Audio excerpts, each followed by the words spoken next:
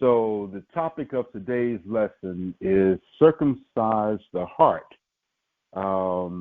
And this came upon my spirit to put this together to share with you for a couple of reasons. Over the last couple of weeks, questions have been posed or have been asked to me, and maybe you as well, about circumcision.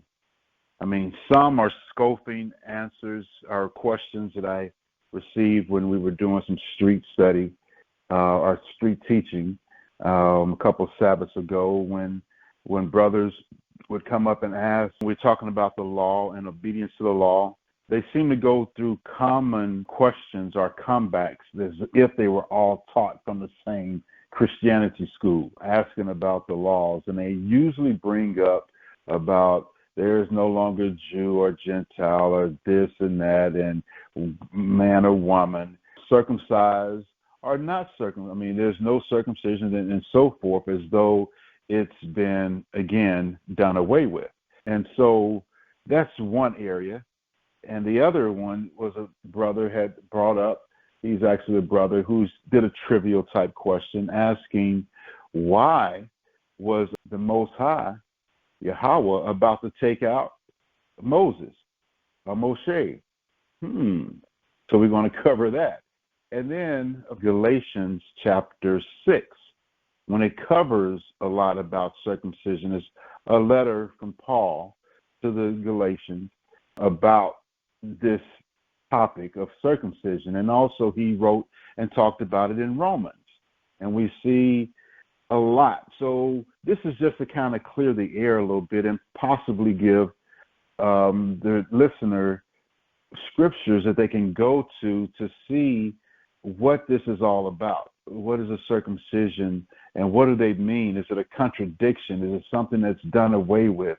Is what's going on? If a brother just coming to the truth and has been in the world and was uncircumcised physically of the flesh, then is it a requirement for him to do so? But I'm here to hope you all understand that circumcision is established by the Most High for the males of Israel, but the females can be circumcised too, not physically, but, well, some say they can, but it's not anything directing that to be done from scriptures that I've read, but they also are circumcised in their hearts, and we'll see how that is. So we all can participate in the circumcision of the heart. The men do so on the physical, but let's get into that, and we can see, and you can kind of discern, if you have the spirit of discernment, to see where the scriptures are leading us on this topic, especially when we want to have a response back to our brothers and sisters who are still in Christianity and are challenging the scriptures that we are speaking about righteousness and obedience to the law, statutes, and commandments called the instructions, the Torah. So let's get into that. So as we always do here at Lions Roar, congregation, let's just open up in Colossians and lay the tablecloth for this feast in Colossians 3:17. You know where we go. Colossians 3:17, and it reads, "And whatsoever you do in word or deed, do all by Hashem," that's in the name of Hamashiach Yahawashai, Lord Jesus, giving thanks to the Most High and the Abba, that's Father, by Him. That Him is through Christ, or the Hamashiach. All right, so that's what we want to do, is everything we do it through that. That's the spirit that we're going to be in. Let's go to 2 Timothy chapter 3 and read verses 15 through 17, because that's the purpose of our gathering here, is what this is talking about. 2 Timothy 3:15 through 17, and it reads, "And that from a child thou hast known the holy scriptures, which are able to make thee wise unto salvation through faith, which is in Hamashiach Yahushua." So we see here, that's what we want to accomplish. We're children when we wake up to the truth, not necessarily when we are actually a child in age, but a child when we are waking up to the truth. It is important that we know the Holy Scriptures and what it's talking about, not just going off traditions as we used to do when we were in other settings. And verse 16, "All Scripture is given by inspiration of the Most High and is profitable for doctrine, for reproof, for correction, for instruction in righteousness, that the man of the Most High may be perfect, thoroughly furnished unto all good works." You see, there's a statement that we should be perfect. I'll be saying, well, nobody can be perfect. Well, we're talking about accomplishing something that we are set out to do, to be perfect at that, not to be perfect without sin and perfect without any shortcomings. That's not what it's talking about. It's saying there, the man of the Most High, Elohim, may be perfect, thoroughly furnished into all good works. All right, let's get into this lesson. We're going to be all over, when I say all over the scriptures, we're going to be in the Old, the New, the so-called Old and New, and also the Apocrypha, the hidden text. And we're going to cover this topic. Almost every scripture is going to have the topic's name concerning circumcision, because we want to get to it and see all of the evidence that's presented in the scripture, so we can make the right decisions and understandings about circumcising the heart. So let's go to Genesis first and see the first account that I know of in the scriptures, Genesis chapter 17. We're going to read quite a bit from Genesis 17, and because we're going to set the setting on what this is all about. Because when you go back to the Torah portion, you usually get an understanding that will resonate through all other scriptures that follow it. So it keeps you on track to see the intent and who were the participants of a covenant or an agreement, and then we can see our way through it and how it goes through. So we're going to start in Genesis 17, and we're going to read verses 1 through 14 first. And it reads, "And when Abram was 90 years old and 9, that's 99 years old, Yahweh appeared to Abram and said unto him, I am the almighty power. Walk before me and be thou perfect." Here we go again. We got the perfect. He's telling him to be perfect, just like we just read when we left 2 Timothy. Let's continue to read. "And I will make my covenant between me and you, me and thee, and will multiply thee exceedingly. And Abram fell on his face, and the Most High talked with him, saying, As for me, behold, my covenant is with you, and you shall be a father of many nations. Verse 5, neither shall your name any more be called Abram, but thy name shall be Abraham. And this is what Abraham means. For a father of many nations have I made thee. Verse 6, and I will make thee exceeding fruitful. He's still promising abundance, right? Back to the scriptures. And I will make nations of thee, and kings shall come out of thee. And I will establish my covenant between me and thee and thy seed after you in their generations for an everlasting covenant, to be a power unto you and to your seed after you. So that's the covenant, right? Let's just keep reading because we're going to get into the symbolic of this covenant. Verse 8, and I will give unto thee and to your seed after thee the land wherein thou art a stranger, all the land of Canaan, for an everlasting possession, and I will be their power. Their meaning the seed of Abraham power, not Canaan. Don't get twisted on that one. Verse 9, and the Most High said unto Abraham, now he's calling him by his new name, thou shalt keep my covenant, therefore thou and thy seed after thee in their generations. This is my covenant which you shall keep between me and you and your seed after you. Every man child among you shall be circumcised. Let's read that again. Verse 10, this is my covenant which you shall keep between me and you and your seed after thee. Every man child among you shall be circumcised. Now this is before the children of Israel, everybody. This is Abram, the friend of the Most High, who the Most High found favor, and he is setting up what we are now witnessing today, his holy people, his promise. Here is his covenant. Verse 11, and you shall circumcise the flesh of your foreskin. We're going to get into that when we get into the definition or the Hebrew word for that.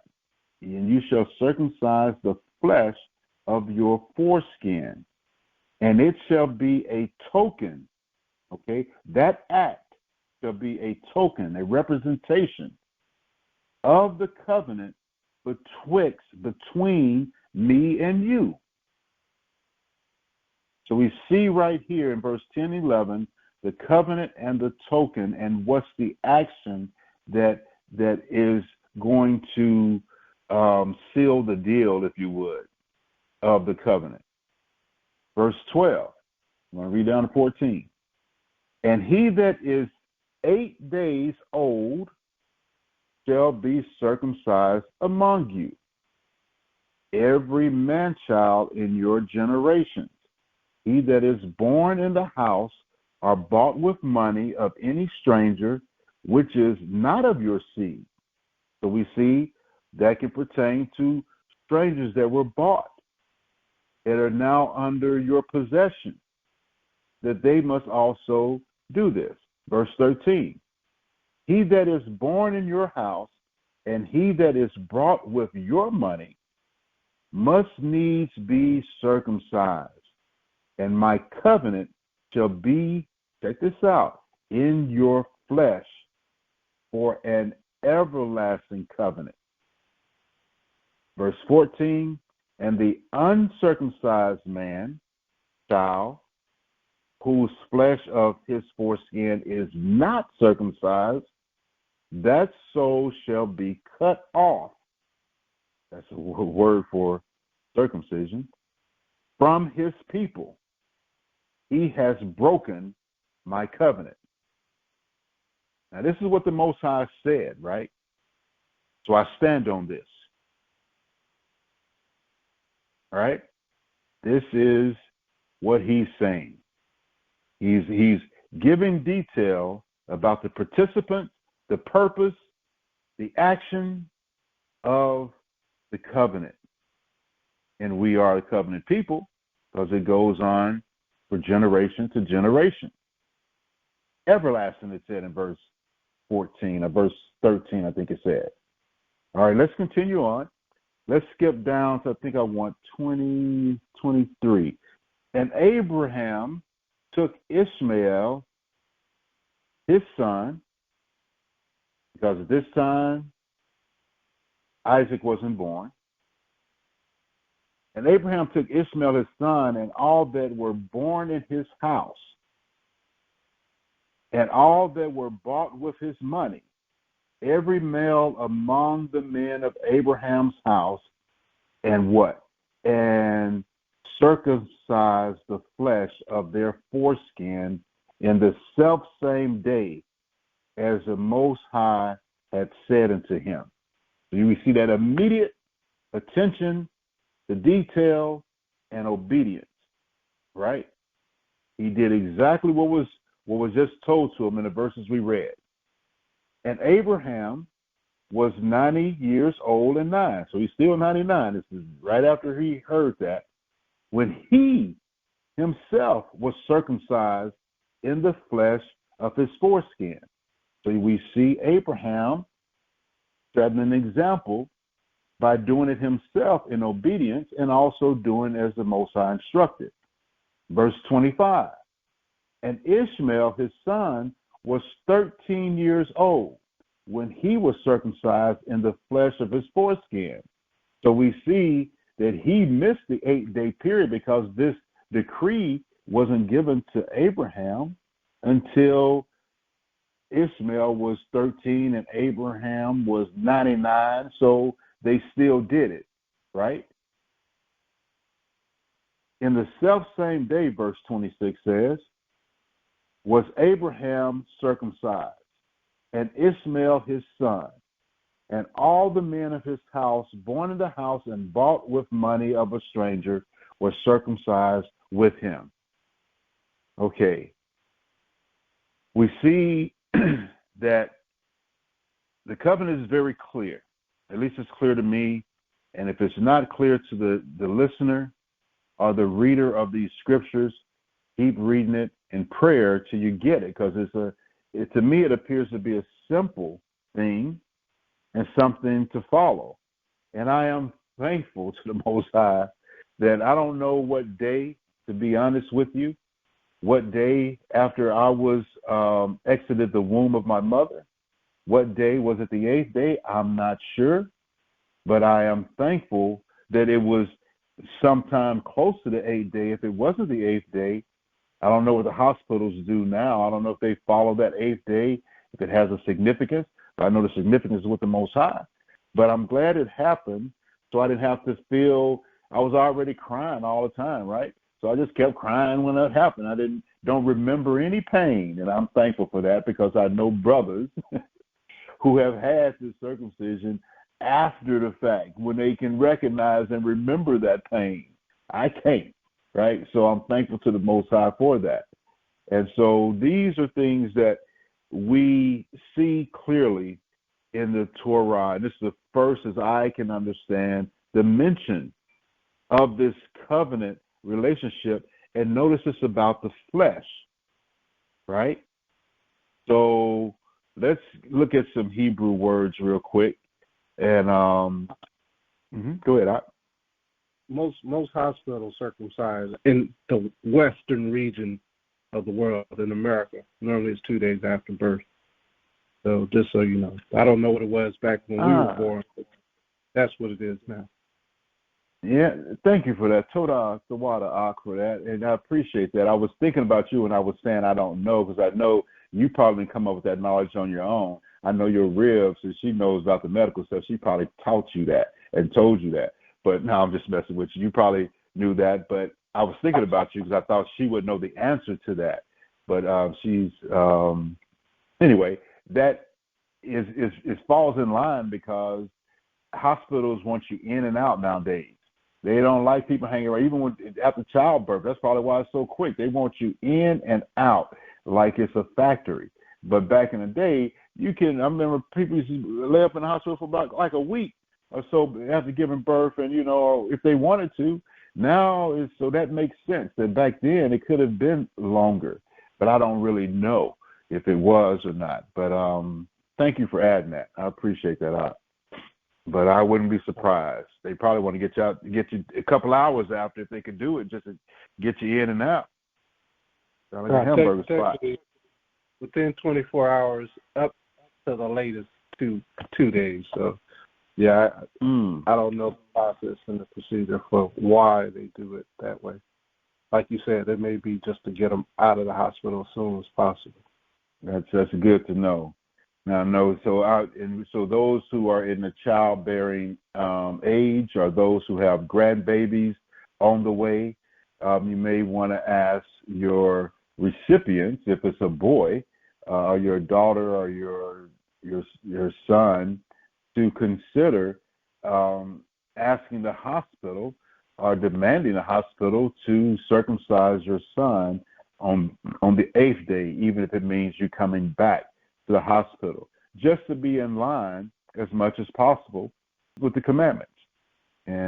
But that's your choice. But that's what I would do now, having knowledge of what the company, hey, you got a boy, hey, don't go let them do 2 days, set an appointment for 8 days and come back and do it, and see if that's acceptable, and let the hospitals know that you are following the Hebrew traditions. And they may have to yield to that. I know they probably do for the Ashkenazis, if they even do it. But anyway, let's get back on some scriptures here. Let's first of all go to some Hebrew words that covers this. The first one is, it's good when you can see these things in Hebrew. The first one is pronounced mul, like a M-U-L, right? And it actually is the verb, so it's the root. And it means to cut off, to circumcise. So you see this in the scriptures. It doesn't always mean circumcision. It can mean cutting off people from the congregation. It can mean cutting off nations. It can mean, whenever you use that word cut off, that's the verb action that it's doing. But it's often rendered as circumcision.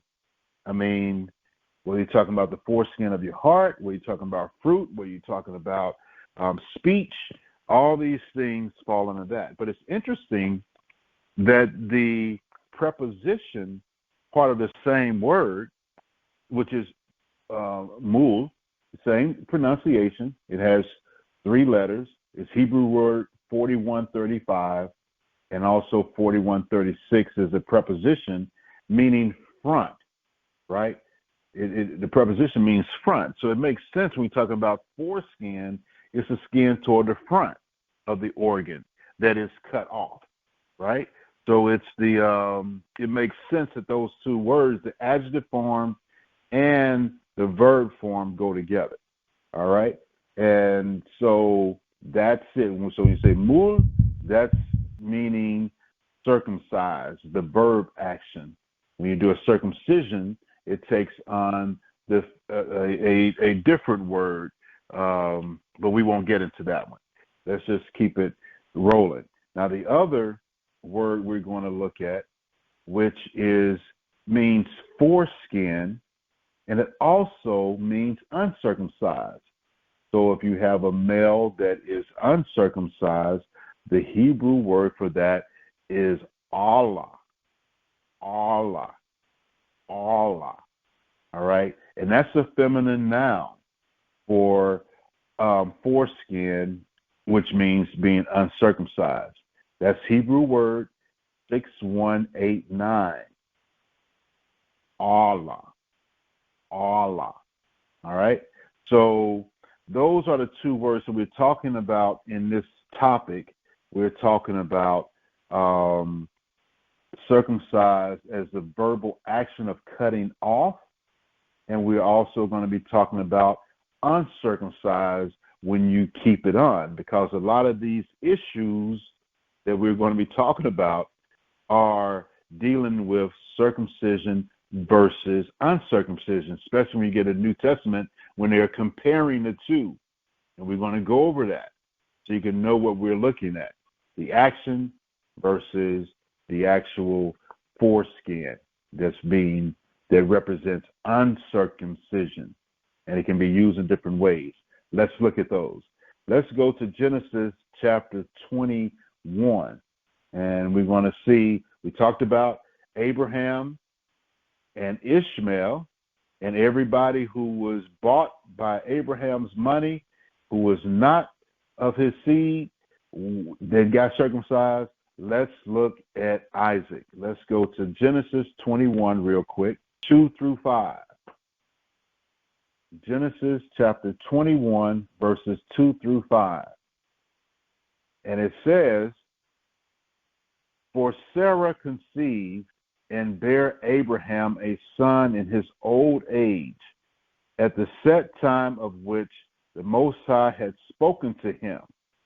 Okay? "And Abraham called the name of his son that was born unto him, whom Sarah bare to him, Isaac." Verse 4, "And Abraham circumcised his son Isaac, being 8 days old, as what? The Most High had commanded him.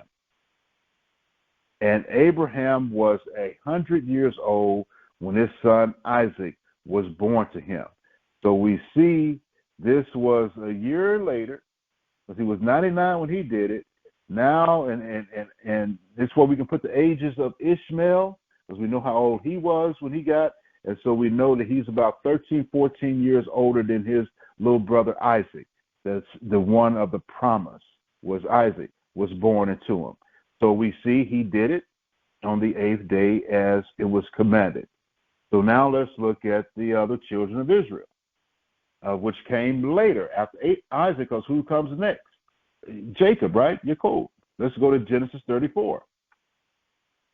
So we just grabbing receipts right now, evidences that our forefathers did this, and don't let other people talk you out of doing it.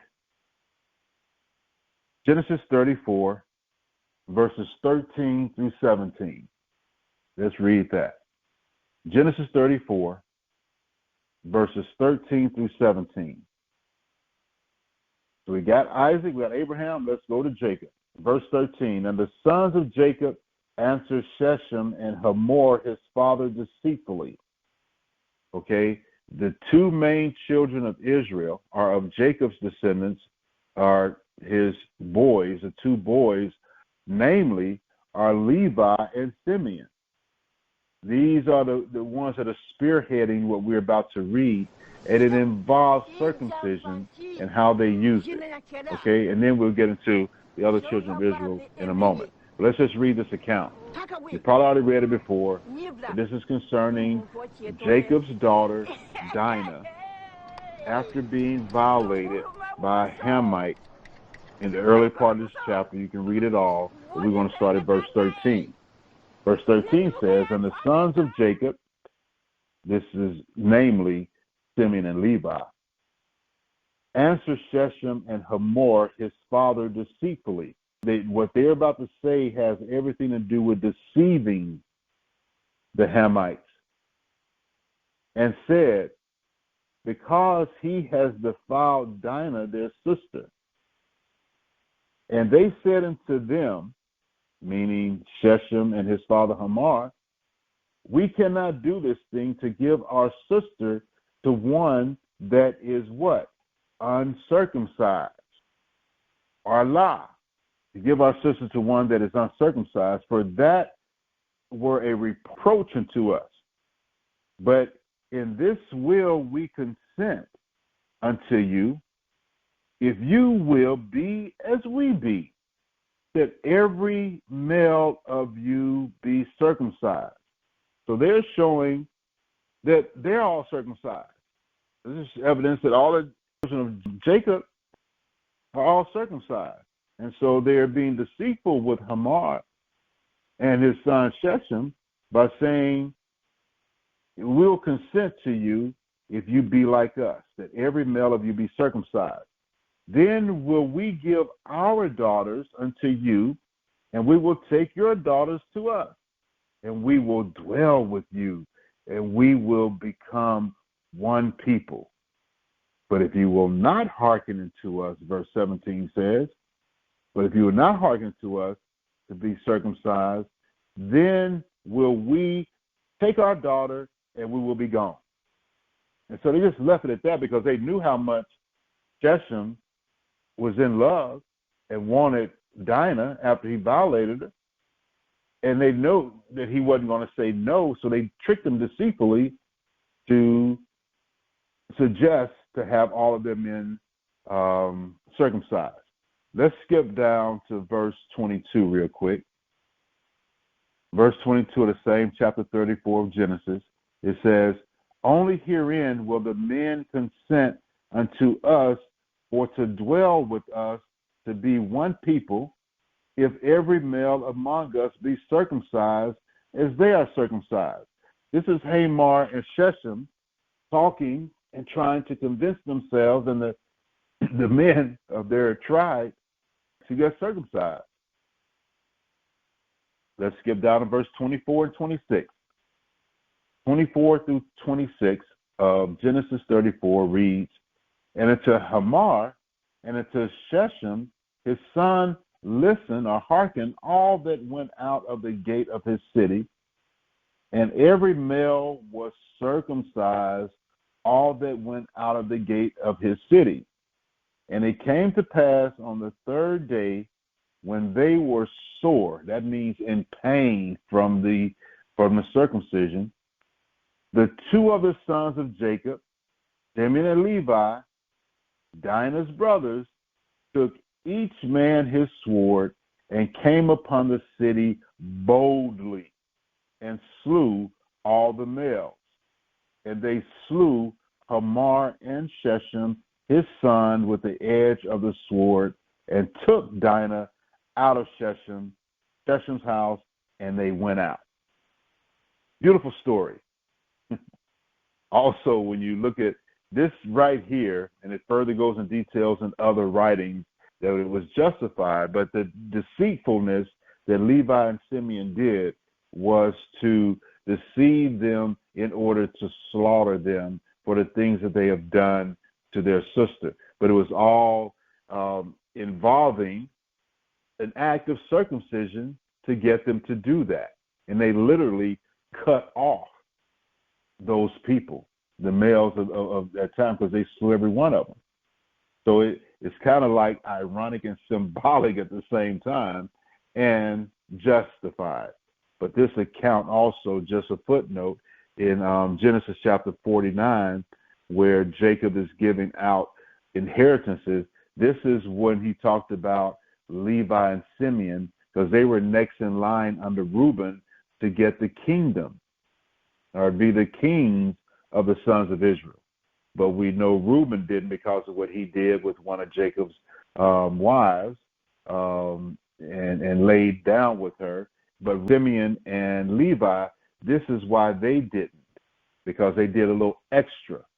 But you have to find that extra out yourself, or ask me after class and I'll let you know. And then, of course, it went to Judah, who's the fourth son. So that's how Judah got the kingdom, or the kingship, through the lines of Israel. Just a little footnote. All right, let's go to the book of Acts. Book of Acts, chapter 7. Acts chapter 7, verse 8. This is a so-called New Testament account. And it reads in Acts 7 and verse 8, and he gave him the covenant of circumcision. Read that again. And he gave him the covenant of circumcision. And so Abraham begot Isaac and circumcised him the 8th day, and Isaac begot Jacob, and Jacob begot the 12 patriarchs. All right? So we see here that Israel, in its establishment, even before when the promise of the covenant was given to Abraham, it extended in the way the Most High commanded through Isaac and also through Jacob and also the 12 tribes of Israel. So it should be a established fact, our belief, that this covers Israel. Now, Israel was not the only people inhabiting the earth that were going through circumcision. Just let you know that. Circumcision is found like 3000 BC in dealing with Egypt. Some Egyptians even were circumcised, and Syrians were as well. But that could have been because of the influence of the children of Israel. When you look at those time periods, and when we were practicing this, even in Africa today, the continent of Africa, there are many nations of people that still keep this circumcision.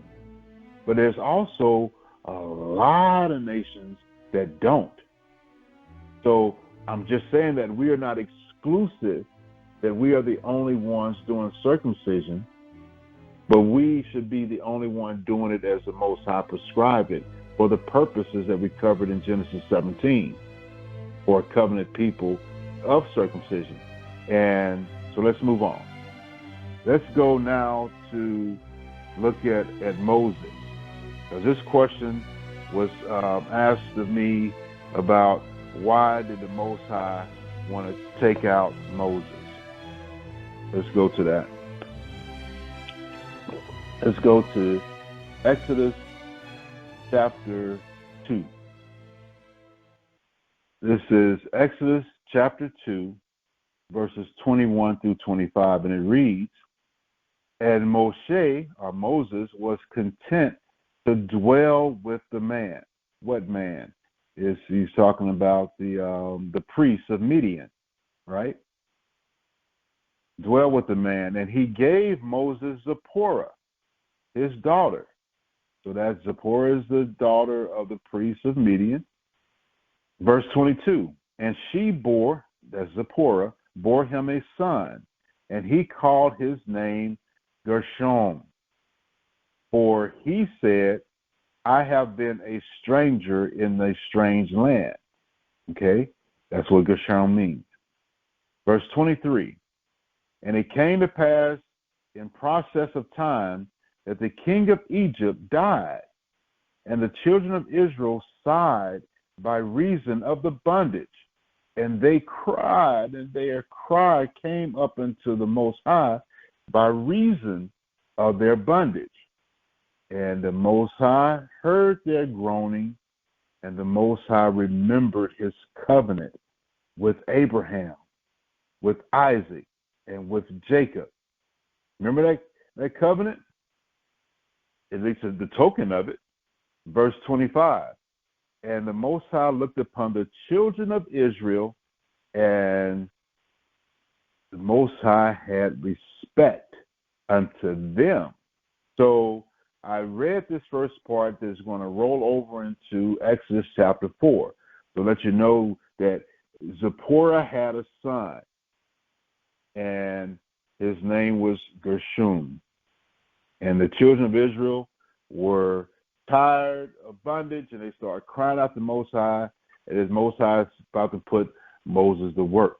I think about it. Moshe wrote this about himself, about what, so he's bringing in the good, bad, and the ugly. He's not holding back anything. Exodus 4, 22 through 26. And it reads, and thou shalt say unto Pharaoh, thus says the Most High Yahweh, Israel is my son, even my firstborn. This is what he's supposed to tell Pharaoh. Verse 23. And I say unto them, let my son go, that he may serve me. And if thou refuse to let him go, behold, I will slay your son, even your firstborn. Now watch the conversation kind of shift here in verse 24. And it came to pass by the way in the inn, lodging area, that the Most High Yahweh met him. Met who? Met Moshe. And sought to kill him. Wow. That's a drastic turn. He's talking at first to say this and that about my firstborn Israel, and now you got Moses to go get his people out, and now all of a sudden when Moses at the end, the Most High met with and sought to kill him. What's going on? It's revealed in 25 and 26. Then Zipporah took a sharp stone and cut off the foreskin of her son, that's Gershon, and cast it at his feet, meaning at Moses' feet, and said, surely a bloody husband art thou to me. So he let him go. So that means Most High let him go. He okay, I ain't gonna take you out by the end. Because Most High was about to kill him. But after that act, he let him go, and then Zipporah said, or she said, again, a bloody husband thou art, because of the circumcision. That's important information there. But we got to keep moving. But it's interesting that Moses waited after getting a wife, knowing the law, and got to go and get the children of Israel and so forth, and had Gershon back in chapter 2, and he just lollygagging past the 8 days of getting this done. That it was so serious because why? It's a covenant. And he was about to take Moses out and find somebody else. Anyway, let's keep rolling. Let's go now to Galatians. The book of Galatians, chapter 6. This is the one that my rib was asking me about, and it concerns the circumcision. So Galatians chapter 6, verses 12 and 13 reads, as many as desire to make a fair show in the flesh, they constrain you to be circumcised, only lest they should suffer persecution for the cross or sufferings of Christ. For neither they themselves who are circumcised keep the law, but desire to have you circumcised, that they may glory in your flesh. You see that there's something going on here, that many desire to make a fair show in the flesh. That's talking about those who are in the southern kingdom, obviously, those possibly the Pharisees and Sadducees, most likely, that like to show off on the things that they have, or the things they're doing on outwardly things like clothing, things like outwardly things like tattoos, maybe, not having anything to do with outside, and circumcision being the utmost one, because it's a covenant token, right? So they desire to make a fair show in their flesh, and they constrain others to be circumcised, namely the northern kingdom. And those of the northern kingdom, because they had already taken up and adopted the ways of the heathen, And circumcision was not part of that. For neither they themselves who are circumcised keep the law. So the ones, the Pharisees and Sadducees, and the other haughty ones of the southern kingdom are sitting here saying, hey, they get circumcised, we circumcised, but they ain't keeping the law. You see what I'm saying? So if you're not keeping Torah and not doing other things the Most High said, but they desired the northern kingdom or the uncircumcised to be circumcised so they can glory in just a fleshly thing. Let's keep reading. Let's go now to Matthew chapter 23. And we're going to come back to Galatians. So people of Mark, we're going to just switch over to Matthew real quick, 23, to see that spirit that's going on that cause a lot of people confusion about circumcision when it's not really that difficult to understand, especially when we go back to Romans. We're going to go there in a minute. But let's go to Matthew 23, 27 and 28. Matthew chapter 23, verses 27 and 28. And it says, "Woe unto you, scribes and Pharisees, hypocrites." Well, this is Yahweh Shah speaking, by the way. Hypocrites, for you are like unto the sepulchres. That's like a tomb, a grave, which indeed appear beautiful outside or outward, but are within full of dead man's bones and of all uncleanness. That is awesome. Verse 28, even so you also outwardly appear righteous unto men, but within you are full of hypocrisy and iniquity. So this is Christ calling them out, just like a tomb. Let's think about a graveyard, especially ones in New Orleans. All the graves are above ground, so you got these tombs where they put bodies in, sepulchres. So, but they look real good out on the outside. They're all nice and clean, got flowers and everything. That's what the Yahweh Shah was saying about these scribes and wicked, hypocritical Pharisees. And inside, they are filthy. They break lawbreakers, iniquity. So those are the people who Paul is referencing in Galatians and also in the book of Romans that we're going to get to. Let's go back to Galatians chapter 6 and read verses 14 through 16. Galatians chapter 6, 14 through 16. It says, "But the Most High power forbid that I should glory, save," which means except, but God forbid that I should glory, except glory in the cross of our Hamashiach Yahweh Shai, or Adonai Hamashiach Yahweh Shai, by whom the world is crucified unto me, and I unto the world. For in Hamashiach Yahweh Shai, here we go, this is what they bring out all the time.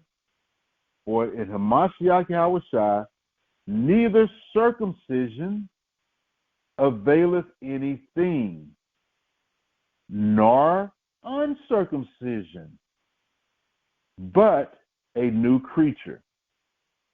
Verse 16, I'm going to go back and talk about 15 real quick, but verse 16, "And as many as walk according to this rule, peace be on them, and mercy, and upon the Israel of the Most High." By the way, that Israel of the Most High, just a footnote, this is the only scripture that when people are talking about spiritual Israel, this is a scripture that they use to justify that, which is crazy. But anyway, that's a footnote. That's the scripture. Okay, you want to note down there, where do they get the spiritual Israel from? There you go. Just by, instead of it saying the Most High of Israel, like it normally does, when they switch up and say Israel of the Most High, that's what they use, and they back it up by saying, because they are not under the Abrahamic covenant of the circumcision. And guess what? They got a new doctrine to deceive the sheep and create 2/3 for slaughter. That's a footnote. So, going back in this, when it says in verse 15, and in Hamashiach Yahushua, neither circumcision availeth anything, nor uncircumcision, but a new creature, meaning a person who is doing the will and doing Torah. Just because you circumcise don't mean you automatically are in the clique. You automatically got the keys to the kingdom, but you didn't have to do nothing because you was 8 days old when it happened, and so the rest of your life you was living filthy, and so that circumcision ain't gonna mean nothing. Okay, that's what it means. And uncircumcision, if you uncircumcised, but you are doing righteousness and doing righteous acts, even in that state, he's going to talk about that in Romans. So let me not get ahead of myself. Let's just hit some more scripts before we get to Romans. Let's go to Jeremiah 4:4. And this is the one that is like the cornerstone to our topic, because this is what it's about. Jeremiah 4:4. Jeremiah 4:4. Here we go. It reads. So it just ain't a New Testament thing. That's what I can't get from some people who say they know the Bible and they're teaching it. They talk as though this circumcision thing about the heart and everything, that's a new thing that Christ brought into the picture, or Hamashiach brought in the picture. Look, here it is in Jeremiah chapter 4, verse 4. Circumcise yourselves to Yahweh. Circumcise yourselves to Yahweh. How? And take away the foreskins of what? Your heart, you men of Judah and inhabitants of Jerusalem. So now it makes it clear, it says men. I'm going to start over. Circumcise yourselves to the Most High Yahweh, and take away the foreskins of your heart, you men of Judah and inhabitants of Jerusalem, lest my fury come forth like fire, and burn that none can quench it, because of the evil of your doings. So he's making it clear that this circumcision, the cutting off the foreskin is in our minds, our hearts and minds. If we are thinking outside of what we should be thinking, which is within the covenant, within the Torah, then therefore we need to circumcise. We need to cut that off, that foreign thinking, that heathen thinking, that iniquity thinking needs to be cut off.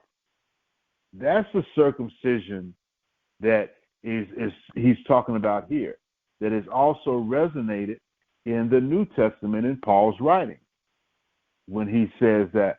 So it's the foreskins of your heart. That's a spiritual. The actual physical act is just what it said in Genesis 17. It is a covenant, flesh. Okay?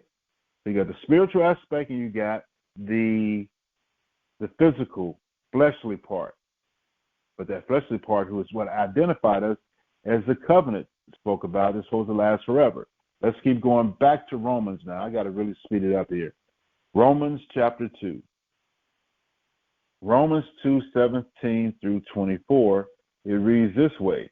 Behold, thou art called a Judean, and restest in the law, and maketh your boast of the Most High. And knowest his will, and approvest the things that are more excellent, being instructed out of the Torah, the law. Verse 19. And are confident that thou thyself art a guide of the blind, a light of them which are in darkness. You're comfortable and confident in that.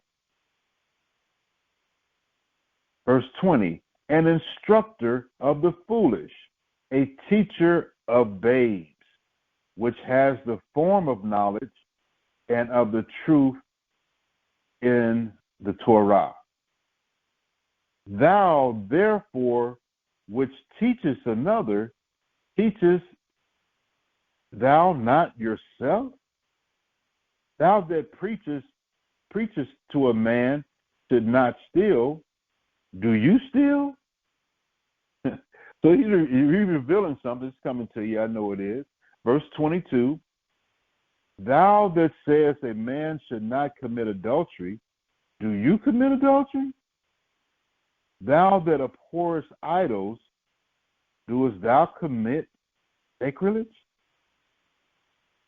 Verse 23, thou that makest thy boast of the law, through breaking the law, dishonorest thou the Most High. And verse 24, for the name of the Most High is blasphemed among the Gentiles through you, as it is written in Ezekiel 36. And we'll go to Ezekiel 36 to see that. Let's go to Ezekiel 36. This is revealing what is talked about. Ezekiel 36, verse 19. It reads, and I scattered them among the heathen, and they were dispersed through the countries according to their way, according to their doings, I judged them. Verse 20, and when they entered into the heathen, whether they went, they profaned my holy name, when they said to them, these are the people of the Most High Yahweh, and are gone forth out of his land. Verse 21, but I had pity for mine holy name, which the house of Israel had profaned among the heathen, whether they went. That's what it was talking about in Romans 2:24.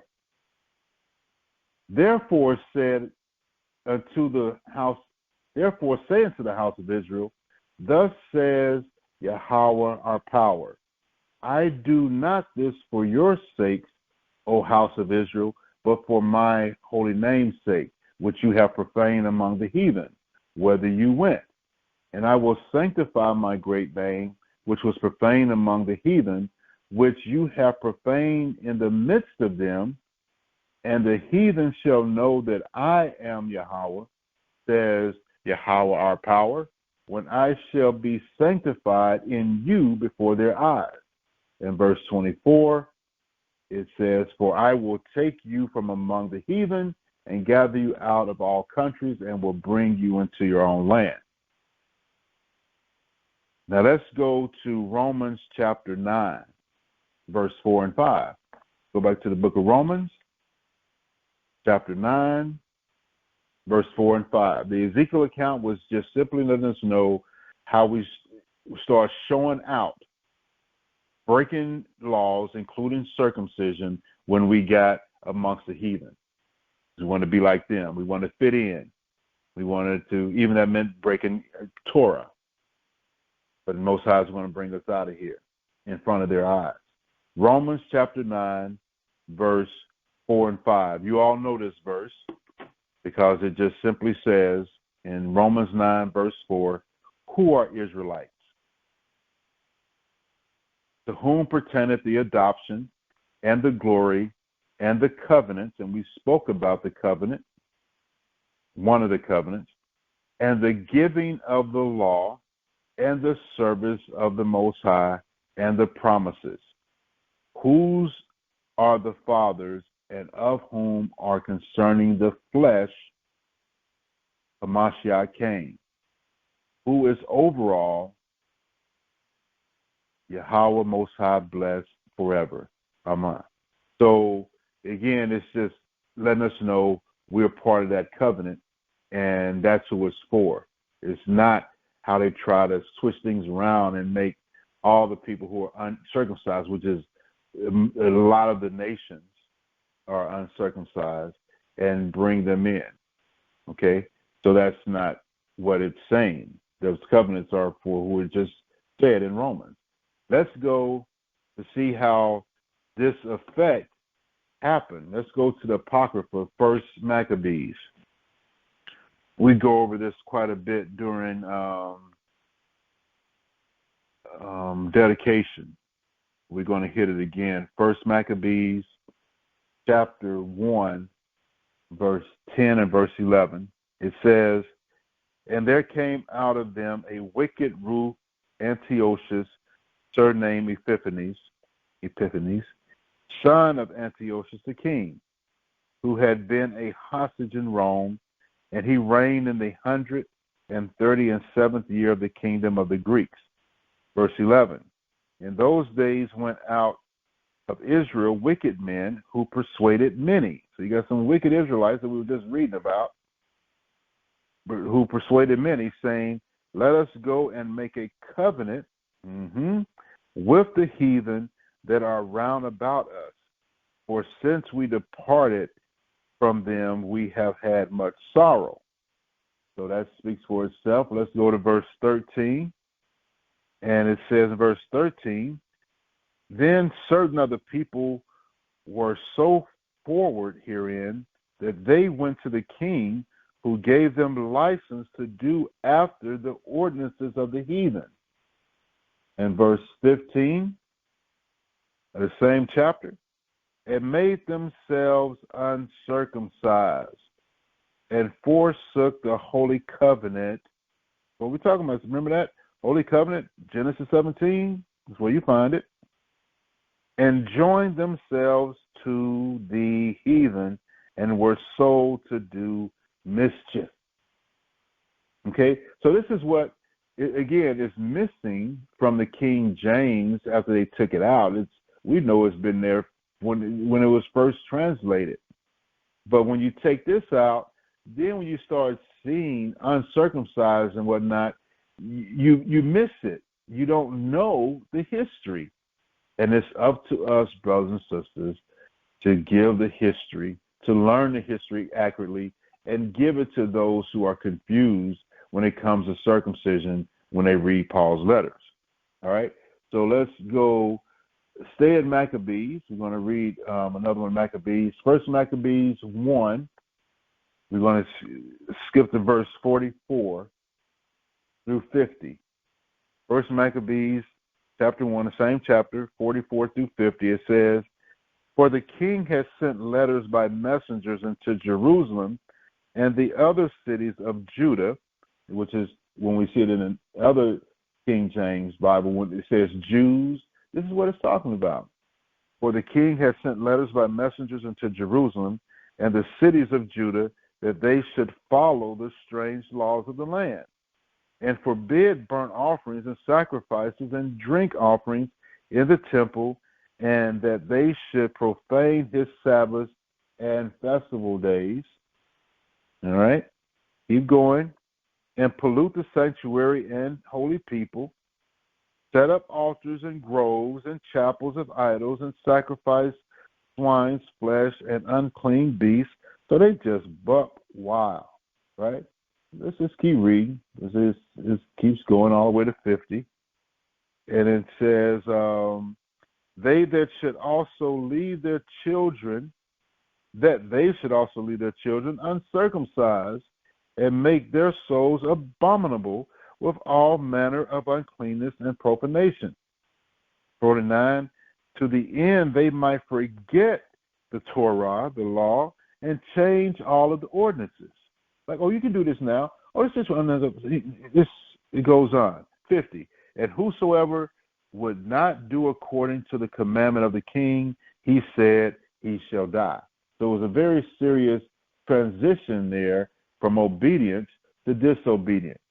Let's skip down to verse 60 and read 60 and 61. 60 says, at which time, according to the commandment, they put to death certain women that had caused their children to be circumcised. So they was killing the women that allowed their children, boys, to be circumcised. Verse 61, and they hang the infants, the ones that were circumcised, about their necks and rifled their houses and slew them that had circumcised them. So you can see the seriousness, and this is what people don't see when they just don't read the Apocrypha and the pastor is not teaching the churches. So you don't understand the history as we know it. We know why they were uncircumcised. These are people of Judah. This ain't talking about the 10 ones that are scattered through the northern kingdom and their willingness to be like other nations. This is talking about Judah, the southern kingdom, and the things that we were dealing with there during the Greek period. So when it talks about it now in Romans, they don't get this portion. So let's just keep going as I'm running a long time. Let's go to, we know about those Palestinians, right? It's over there that it's with Israel and whatnot. We talked about this all in the news, but they were called Philistines. And let's talk about, they were called uncircumcised. Those people are not. Don't get me wrong, we got some Israelites in that area. But for the race of Philistines, let's go to Judges 14. And Samson fell in love with him. One of them. We got Judges 14, 1 through 3. And Samson went down to Timnath and saw a woman in Timnath of the daughter of the Philistines. And he came up and told his father and his mother, this is Samson, came up and told his father and mother and said, I have seen a woman in Timnath of the daughters of the Philistines. Now, therefore, get her for me so I can marry her, the wife. Come on, he does. Anyway, my old school days, they had a saying for that, but I'm going to hold off on that. Verse 3, then his father and mother said unto him, is there never a woman among the daughters of your brethren, or among all my people, that thou goest to take a wife of the uncircumcised Philistines? And Samson said unto his father, get her for me, for she pleases me well. This big old strong Samson, right? As we know him to be. And he's sitting there, then fell in love, and is begging his parents. His parents is telling him that you can't find one in our own family, meaning from our tribe, or even out of all the tribes. You can't find one that's acceptable, that you got to go to this uncircumcised nation, because that's what they were known as, uncircumcised nation. Let's go to Isaiah 52. Isaiah 52. Isaiah 52, 1 through 3. Awake, awake, put on your strength, O Zion. Put on thy beautiful garments, O Jerusalem, the holy city. For henceforth there shall no more come into thee uncircumcised and the unclean. Shake yourself from the dust. Arise and sit down, O Jerusalem. Loose yourself from the bands of your neck, O captive daughter of Zion. For thus says Yahar, you have sold yourselves for nothing, and you shall be redeemed without money. Jeremiah chapter 9, 25 and 26 reads, behold, the days come, says Yahar, that I will punish all them which are circumcised with the uncircumcised. That's talking about what's happening right now and what has been happening.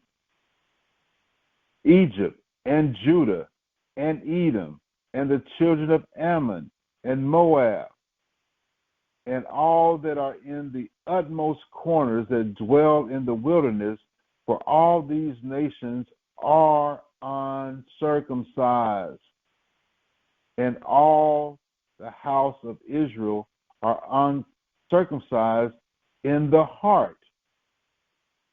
I mean, that tells you right there that these other nations are uncircumcised, being they are the word ara, Allah, they're uncircumcised. But Israel is uncircumcised in the heart, even though they may be circumcised fleshly, but their heart is uncircumcised, which goes into the topic as well. Go and see how other things can be considered uncircumcised. Let's go to the fruit in Leviticus chapter 19. Because again, uncircumcised is not always talking about the foreskin physically by being on.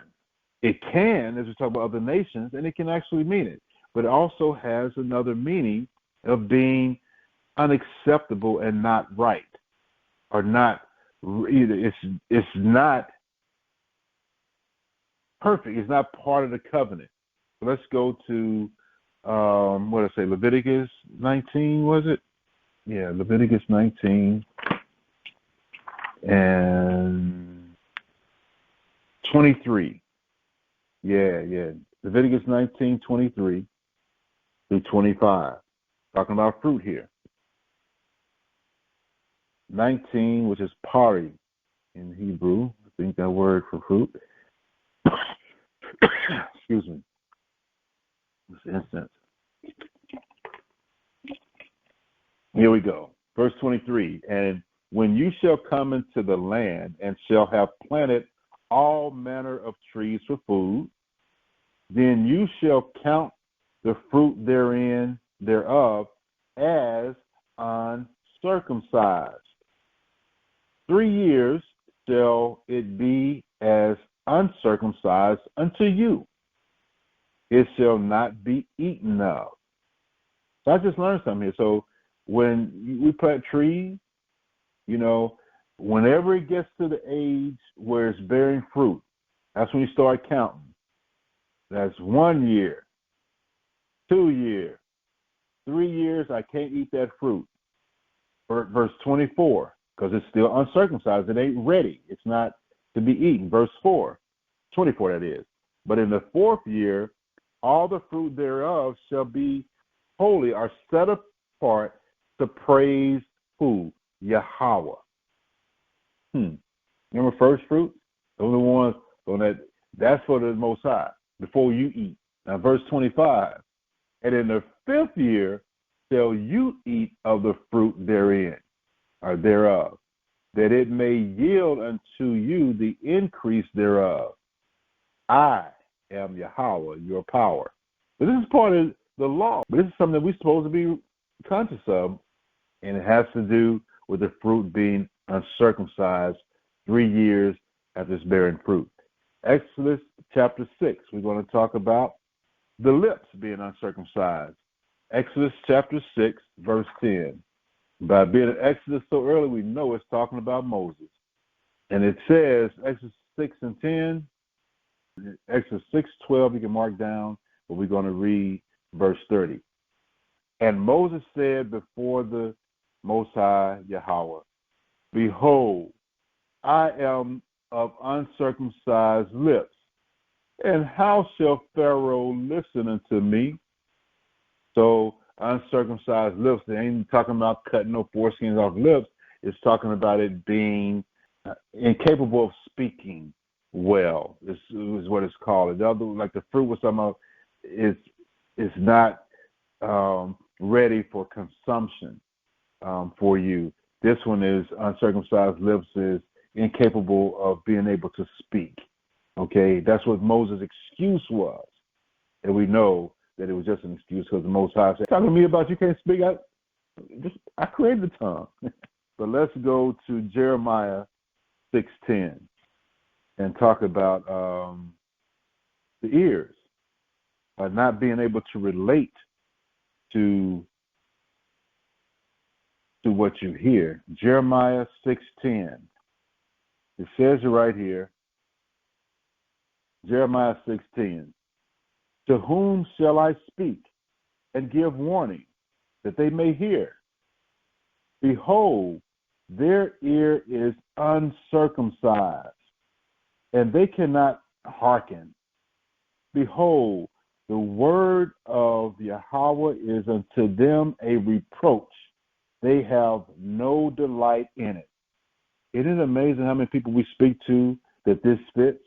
That their ear is basically uncircumcised, meaning that they can't receive. They don't have no reception. It's almost like they don't have an antenna. They don't hear. We say one thing. Say, look right here. Don't you see Deuteronomy 28:6? Well, no matter what it is, they can't hear it. Their ears are uncircumcised. They have no delight in what you are saying. That's what uncircumcised means in this case. Deuteronomy 10:16. This is another foundational scripture to the topic. Deuteronomy 10:16, talking about the heart. This is a circumcision that needs to go with the people that we're talking to, the people that we're trying to get to understand about the law. Deuteronomy 10:16 says this: circumcise therefore the foreskin of your heart, and be no more stiff-necked.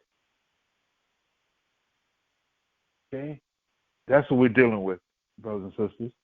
Let's go to the book of Acts 7:51. You stiff-necked and uncircumcised in heart and ears, you do always resisting the Kadosh Ruach, the Holy Spirit. As your fathers did, so do you.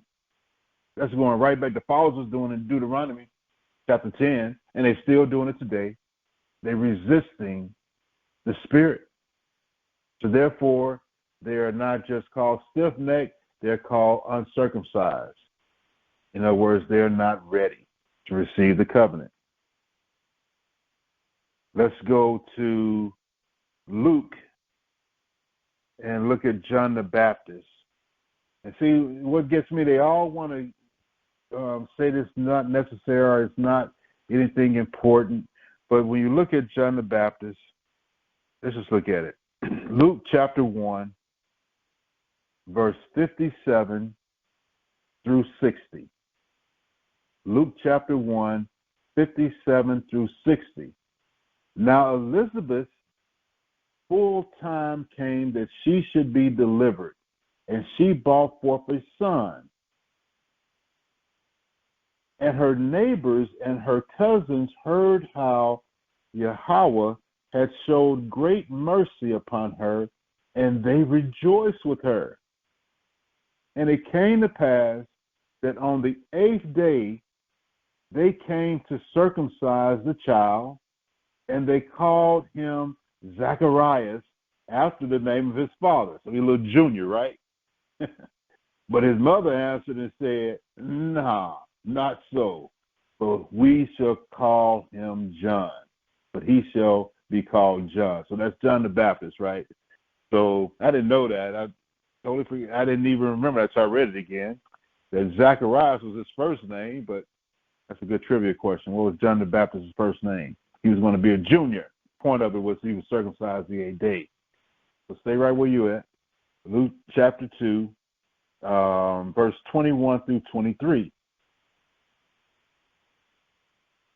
Luke chapter 2, 21 through 23, and it reads, "And when the 8 days were accomplished for the circumcision of the child, his name was called Yahar, which was so named of the angel, before he was conceived in the womb.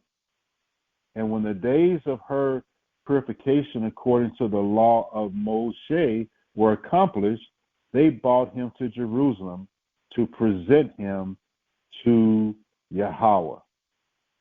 And it is written in the law of Yahweh, every male that opened the womb shall be called holy to Yahweh." That's beautiful. Let's see that scripture real quick. I think it's in Exodus 13. So we see here that Yahweh himself was named and circumcised on the 8th day according to what the angel told them to name him, but they were following this. So if people are followers of Christ, why even bother it? It doesn't mean just because you get circumcised you're going to be perfect. No, you can be circumcised and be part of the 2/3 because your heart is not circumcised, just your flesh. But fulfill the covenant and then be obedient. So let's go to that account, Exodus 13, 1 and 2. I love this one. Exodus 13, 1 and 2. "And Yahweh was spoken to Moshe, saying," verse 2, "Sanctify unto me all the firstborn, whatsoever openeth the womb among the children of Israel, both of man and of beast. It is mine." Okay, and the closing scripture we're going to go to is Romans 3, verse 1 and 2. Romans 3, verse 1 and 2.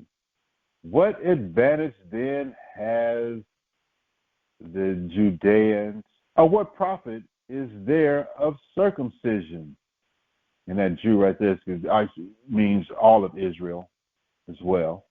"What advantage then has the Judean, or what profit is there of circumcision?" Verse 2, "Much, every way, chiefly because that unto them, the Israelites, were committed the oracles of the Most High."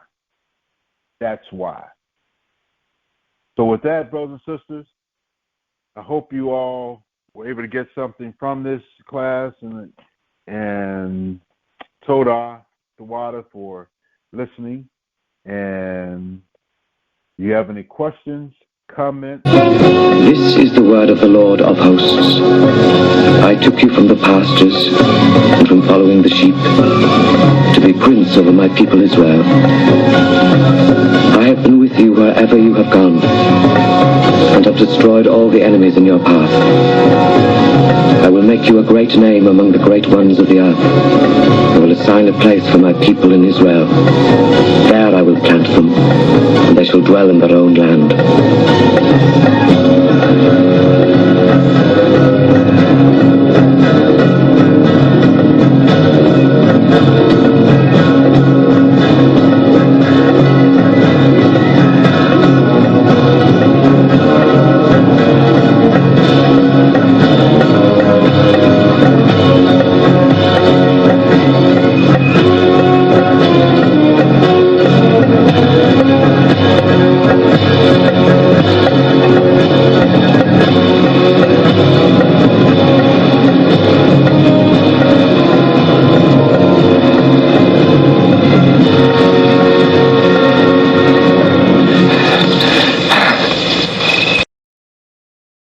All praises to the Most High Yahweh, Ba'ashem, Mashiach, Yahushua. Hey, man, it's great that you went over this topic, circumcision of the heart. It's a great topic. And revisiting the topic always helps. Looking over those scriptures always help. And I appreciate you going over it. I needed a couple of scriptures from you The first one was right after. First one was right after Matthew chapter 23, verse 27 and 28. What was that verse right after that? Because I got Jeremiah 4, but yeah, I went back to Galatians. I went back to Galatians chapter 6, verses 14 through 16. Okay. And then to Jeremiah. Yeah. Okay. 14 and then there was through one 16. more. John. There was one more. It was after Jeremiah 6 and 10, towards the end. It was Deuteronomy, but I don't know if it was Deuteronomy 10 and 19. Was it that? 10 and 16. 10 and 16. Yeah. Okay. Kind. And it's funny, because I was just going over the scriptures last night with my cousin in Texas, and he asked me about the circumcision. He had some questions, man. He threw at me, man. I thought he was just really just trying to jog me a little bit, you know. And he said, man, tell me. He said, what are the two gospels in Galatians? So, you know, we were talking about the circumcision. And so I took him to Maccabees, just like you went into Maccabees. And then I took him through a series of other scriptures, because he said, well, if circumcision is it, who was it given to? Was it given to the Gentiles? So I said, well, you got to go back to Maccabees. We got to read that whole chapter of Maccabees. So we read that same chapter that you went over. And then I took him to James 1 and 1, and then I took him to Tobit 13 and 2. And see, I like when brothers call and want to talk about scriptures, because a lot of times I'm just in my own zone. So it's like when I call, it's like I got to get out of my own zone to get into the scriptures. You know what I mean? It's like, okay, man, let me get back. Yeah. But once I get in, I'm in. And then after we finished that, he said, man, can you tell me how many saviors was in Nehemiah? I said, what? He said, can you tell me how many saviors was in Nehemiah? So I took him to Nehemiah, and I said, let's go to the 10th chapter, and I showed him all the priests, all the chief priests that were coming out of that captivity with Nehemiah. And I said, these are not the saviors. I said, these are not the saviors. And he said, well, who is it? So I took him to the 8th chapter. And that's when they first got the law, and they started going out and teaching to the people before the Watergate. And Nehemiah 8:1, it talks about all the men who were standing next to Nehemiah. You had Ezra, you had Jeremiah, you had all these brothers lined up. And I said, these were the saviors, man, because nobody hadn't heard the truth. They had forgotten the law. And so these are considered the saviors. And you notice after that fact that all the people started to line up and started to follow the ways of the Most High. Just like you went over the circumcision with Abraham, and you showed how the people in Egypt, the Israelites, were all part of that covenant, because they were circumcising in Egypt, which is great, man. That was a great explanation about how the covenant stands. And secondly, while you were, and that was the end of that with my cousin when we talked for a while. And secondly, just while you were going over the scriptures, I was looking at how you had went to the scriptures about how when the Pharaoh died, he had just got through talking about Israel's my son, Israel's my firstborn. And then the next verse, he talked about killing Moses, for not circumcising his son, man, and his wife. She is the reason why he didn't get killed or smited by the angel. And the whole point of that, the reason why I wanted to speak on that is because she called him. She said, I was going to have a bloody husband based on the circumcision. That's right. And if we had brothers and sisters of that caliber today, I'm talking about our wives, our sisters, our brothers, who tell us when we get ready to eat pork or when we get ready to eat shrimp, crab, or, not wearing property, man, I'm looking at a bloody Israelite. That's right, exactly. According to the covenant, man, I'm looking at a bloody Israelite. Can you imagine somebody say, your wife said that to you? Because last night, while I was, listen, man, this is the truth. I could talk about the scriptures all day. I don't know about everybody else, but I get into the scriptures. And you know when somebody's in the scriptures, like I said, based on questions they ask and things like that. Mm-hmm. This is a battle. You know, a lot of brothers and sisters don't understand that being in the truth, it's not just a belief, but it's a battle between those who believe the Bible and those who do not believe the Bible. You know what I mean? It's a war. It's a war. It's a war, and you have to be ready for this war. When brothers have questions, when sisters have questions, you can't just sit back and ignore them. You know what I'm saying? It's a battle. And sometimes I don't say nothing. I just let brothers talk. Barzal, if you're online, prime example of this. He was in the barbershop. The brother said, man, Paul's an Edomite. The first thing that I would say, because Barzal said, man, you crazy. I don't want to talk to you. I mean, you can do that too. But at the same time, like I said, this is a battle. You know what I mean? This is a battle. It really is. You want to confront that guy so he don't go off thinking that Paul's an Edomite and that he remembers the conversation he had with you. What did the scripture say in Acts? It says that even the queen thought that Paul's Egyptian. Art thou not an Egyptian? How can thou speak Greek? You know what I mean? How can thou speak Greek? Right. She thought he was Egyptian, which were black men, black and brown men. So, you know, little things like that you cannot ignore, man. And what people think, they take us for granted because they want us to confide or bend like Christians do to certain things, like women in the church able to teach. They want us to be just like them and allow it to go, but we do not allegorize the Bible so we can put our own input into it. We have to use the scriptures as it is written, and that's what people don't want to hear. That's what people don't want to hear. So, right, you know, with all that being said, it's part of the circumcision. Just like the topic of your class, it's about the circumcision. We have to challenge brothers and sisters on the truth. You know what I mean? And lastly, I wanted to bring this out. You cut me up on the Pharisees and the Sadducees with the garments because I was just talking about it at the beginning of the class.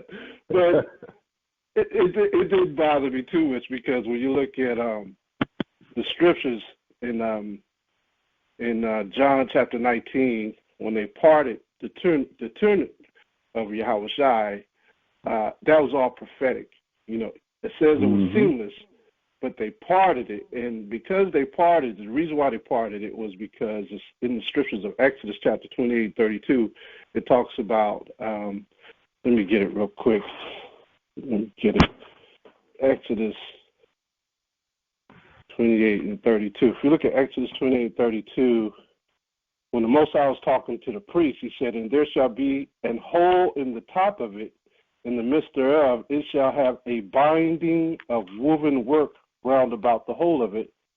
Let me make sure. Oh, yeah. As it were the whole of a harbinger. Exodus chapter 28. It's talking about the priest's garment. It's talking about the priest's garment and the ephod, right? So it says, I started 31. And thou shalt make the robe of the ephod all of blue. And there shall be a hole in the top of it where you get your head out of it, in the midst thereof. So it's seamless. And this is how Yahushua's garment was, seamless, right? And normally the mothers of the disciples made the garments for their sons. That was a tradition that we did in the old days. Our moms would make our garment. And you see that today with our grandmothers. They're making quilts and things like that for us, and they give it to the different people. But our mothers are the ones who made the garment. So can you imagine when these soldiers took the garment and said, hey, let's cast lots for it, and we can rip it up, and the mom, Mary sitting right there, she made this garment, and they're about to rip that up too after ripping up her son. Can you imagine that, man? But the scripture says, and thou shalt make the robe of the ephod all of blue, and there shall be a hole in the top of it, in the midst thereof. It shall have a binding of woven work round about the whole of it, as it were the whole of an harbinger, that it be not rent. See that? and it be not rent. And when you look at Yahushua, that was the first thing the soldiers wanted to do, was rip it. You know what I mean? That's and that right. was the symbol. It was a symbol for. It was a symbol for. When you look at Solomon, remember when he walked the city and the prophet ripped his garment? It says, "And the kingdom shall be ripped from you the same way." Mm-hmm. Remember That's that? right. And so that was a symbology of us when Yahushua's garment got ripped, that we will be ripped from the kingdom. You know what I mean? Right. And scattered to the four corners of the earth. So it was all symbolic and prophetic. You know what I mean? For it to be seamless and for it to be rent amongst the heathen. You know what I mean? So, when you look at all of those things, it is a trip, and that's why the circumcision is so important, man, because like you said, there's different forms of circumcision. Circumcision of the heart, circumcision of the mouth, circumcision is all allegorical, but you have to understand in its context what it's truly meant. And just like you said, our boy is supposed to get circumcised on 8 days, and the reason why Ishmael and the rest of the house of Abraham wasn't circumcised on 8 days because they didn't know that law. They didn't know that covenant until it was given to them. And this is why in the book of Acts, it's going to take some time for our brothers to come into the truth before they can understand the law of circumcision as part of the covenant. So it's important, man. This is beautiful. Beautiful thing. Beautiful class, huh? All praises.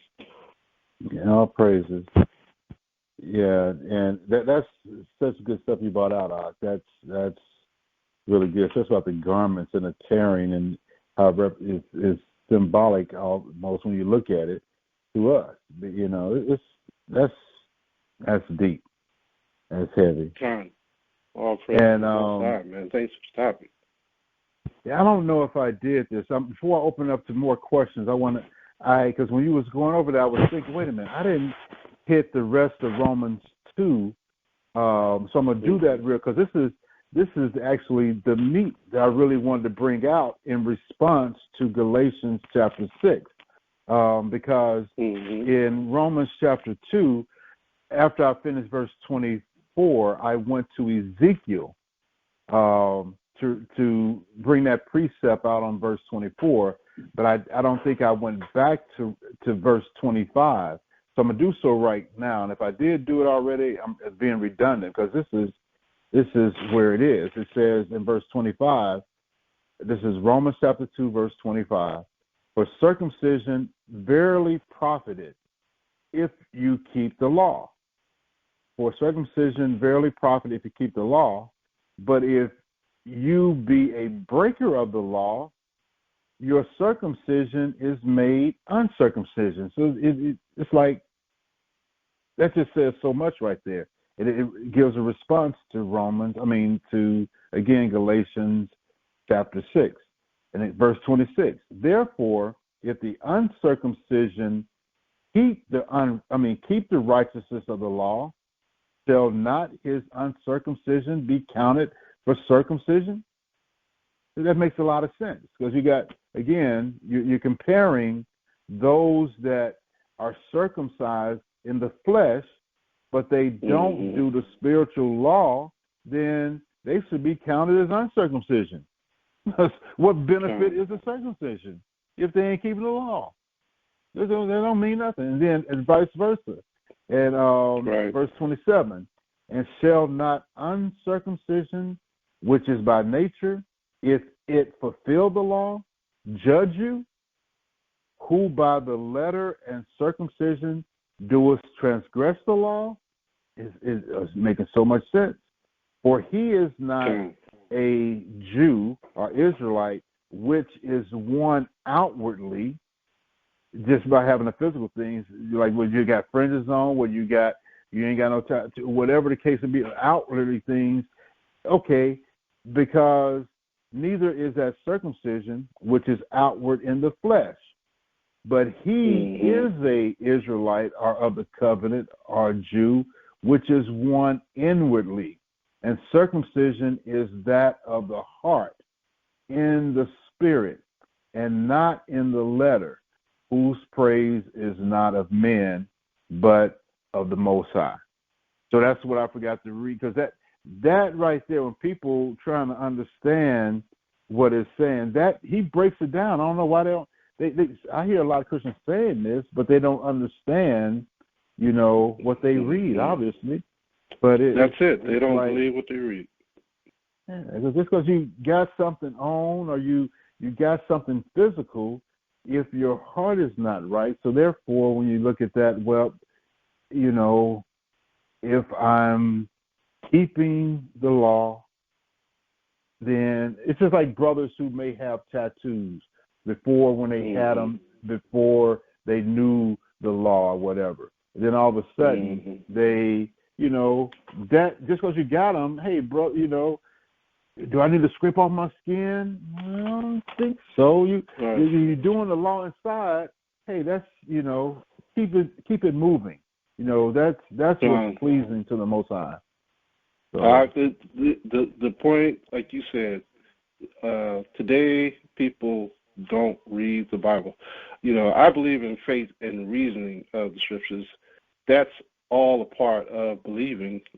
You got to have the faith. Only way to enter into heaven is believing in the works of Hamashiach, keeping the Most High's laws, statutes, and commandments. I mean, what do you want? Resurrection, which is life, or do you want death? Do you want separation? Most of the time, our people that fight with us don't truly believe the Bible or take the time to sit down and understand it. I think it's the point of understanding it. If you believe the Bible is an authoritative and inspired word of the Most High, and that is what it says, it's got to be the absolute inherent truth, and it's got to be binding. People have to understand that this thing is binding. If you're not going to believe that, then basically you're going to have to attack the Bible in every aspect, because of its longevity in the world. You are going to have to deal with it spiritually, and it's all about dealing with the Scriptures spiritually. If you can't deal with it spiritually, you'll never be circumcised. You'll never be circumcised. People doubt the Scriptures, so you have to base your faith on facts. You have to base your faith on reality and on biblical revelation, and that's why you see a lot of these Khazars. They don't believe the Bible. That's why they go into the Talmud. They don't believe in the Bible. Like Noam Chomsky. You know who Noam Chomsky is? This guy says, no matter what facts you bring out, he says, no matter what facts you bring out, we're still Jewish. If you say we're Khazars, we're still Jewish. No, you have to base your faith on facts. You have to base your faith You have to base your faith on reality. You have to base your faith on everything that has happened in the past, because the war going on over there in Israel and Palestine right now, that ain't real? Is that real? It's real. It's actually happening. You know what I'm saying? It's something that's happening. They have had archaeologists going over there spending billions of dollars getting grants and things to dig the earth to find out what's up under it over there in the east, to find out if this truth is absolutely the truth. For you to say this is all null and void, people don't believe. You know what I'm saying? It goes beyond. It goes beyond what people say. It's about basing everything off of research, and this is why they fight against us as Hebrew Israelites so much, because we're basing everything based off facts and reality. And Scripture, exactly. Scriptures, you know what I mean? And that's what they don't understand. So, yeah, they don't want to understand it. Touche.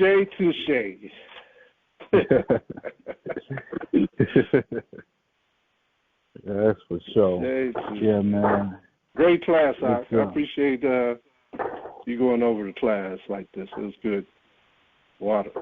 Yeah. I'm glad that you and any other listeners got something from it. Is there anybody else on the line that has a question or comment? Yes, Shabbat Shalom, family. I just wanted to know a couple of things. One, what if you didn't have your child circumcised out of not knowing on the 8th day? Is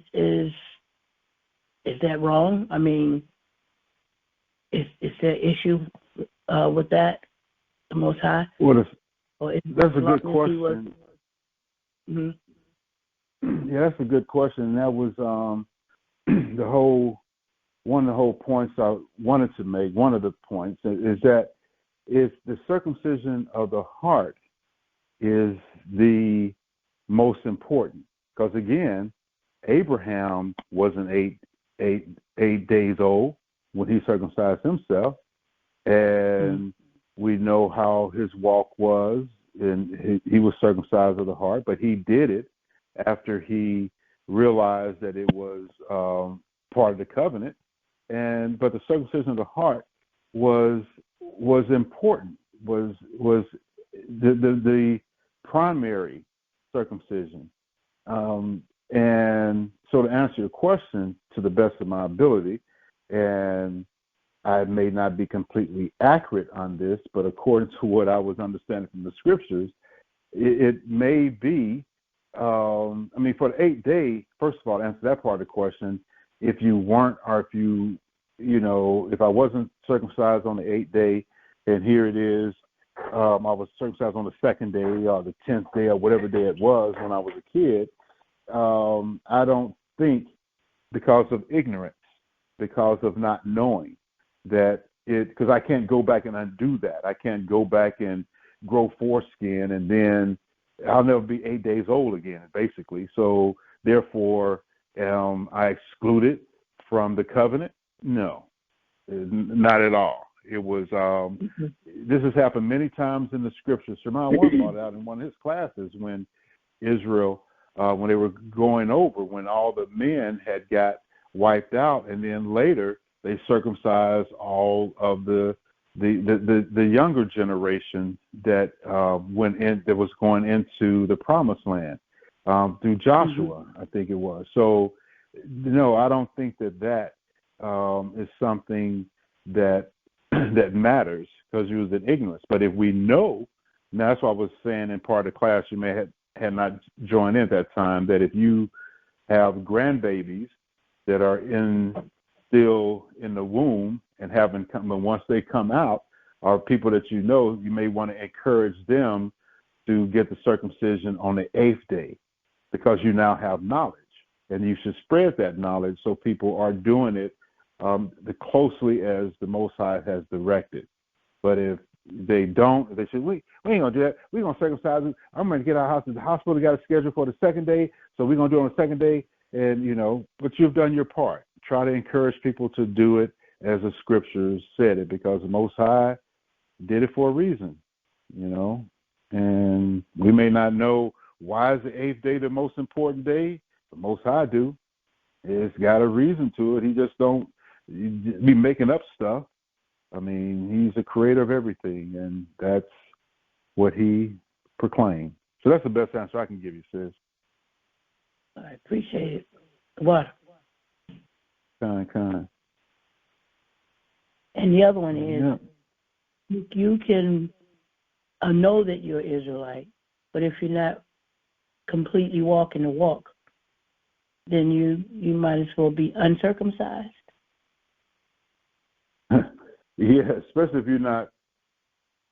I look at that as a couple ways, because when you are a child, when you're awakening up, regardless of your age, when I use that was from that 2 Timothy account, chapter 3, verse 15, that if you are a child and you're learning, there's a process in learning. You just don't get it all.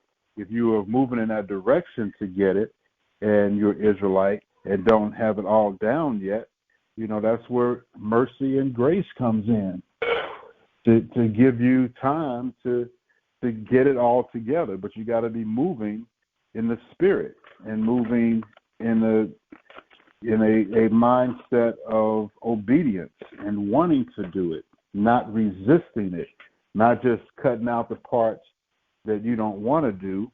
You know what I'm saying? So all that is revealed in a person's spirit, and the Most High will judge that.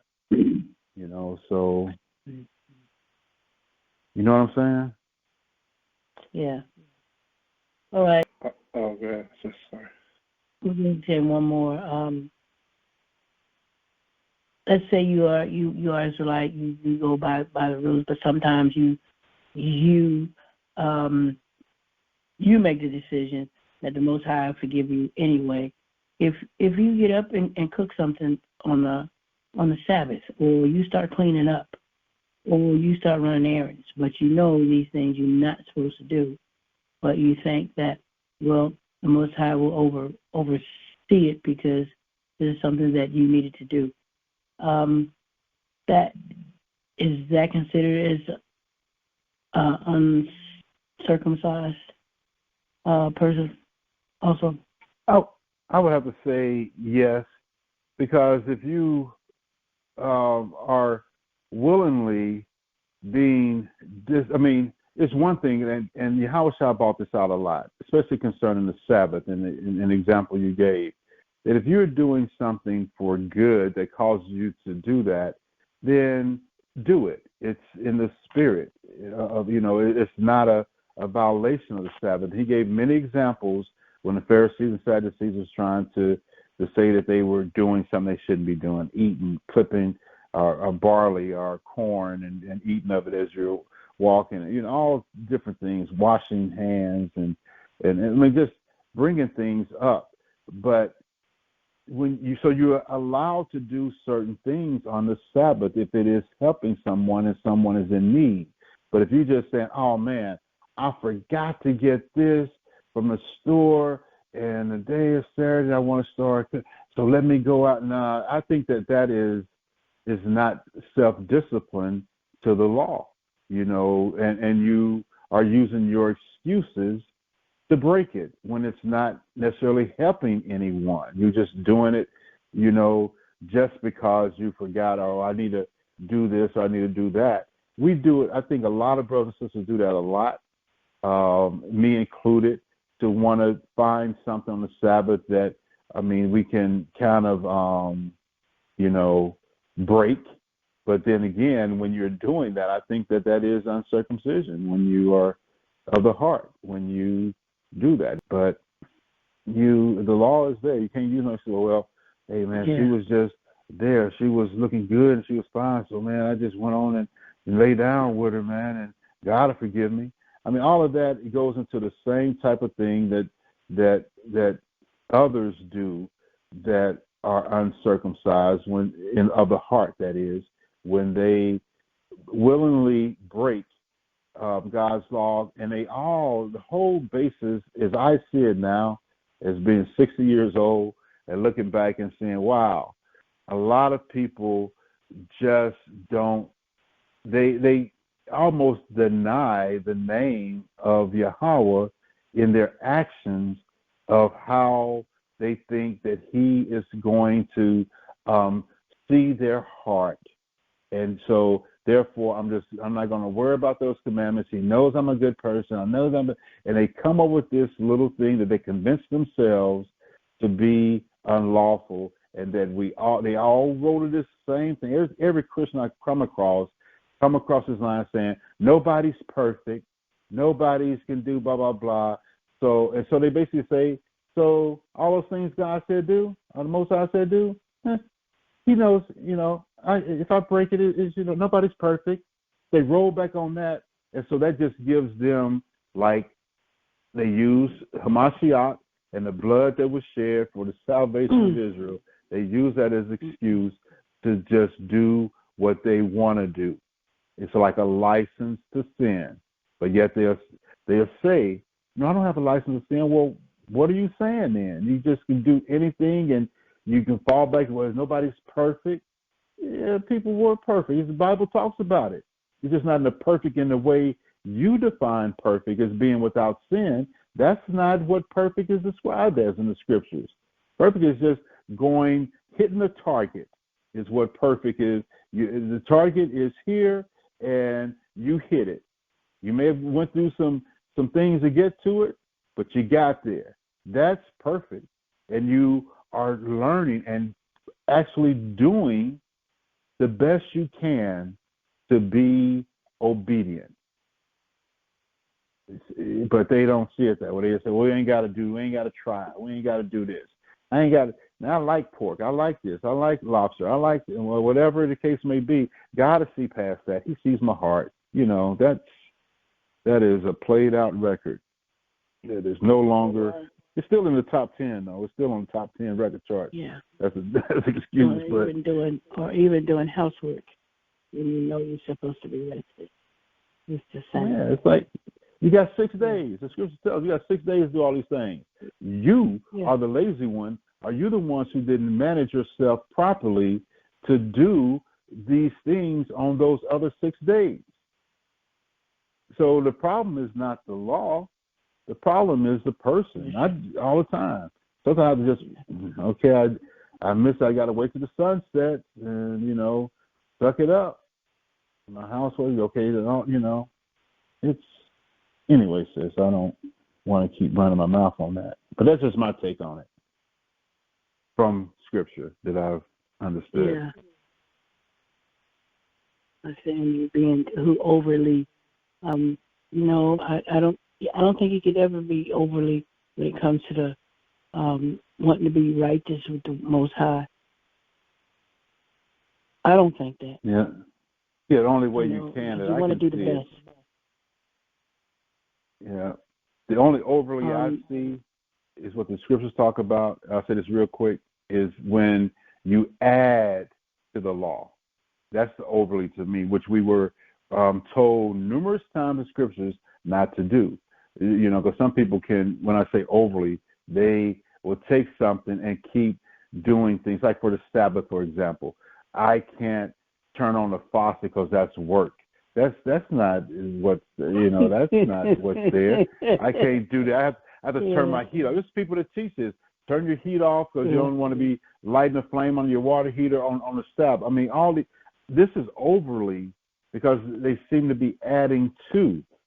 And so overly is when you add to, because we were told not to add nor take away from. And the instructions are clear. Like we read about circumcision, those instructions in Genesis 17 are very clear and they're precise.